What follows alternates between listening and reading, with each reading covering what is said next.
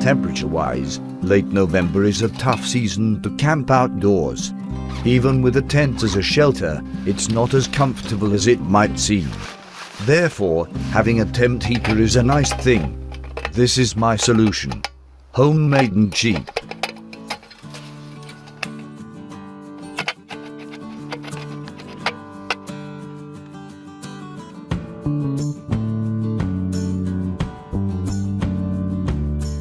According to the season, the outside temperature drops with the sunset. Well, let's see if my do-it-yourself heater will provide a warm tent. And here we go.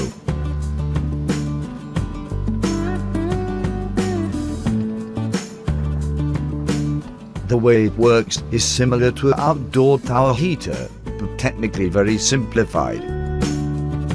After about 20 minutes, the interior has warmed up to 20 degrees Celsius. And that's pretty amazing for a little bit of tin and a candle. It seems I'm going to have a comfortable night. Well, that's it, until next time.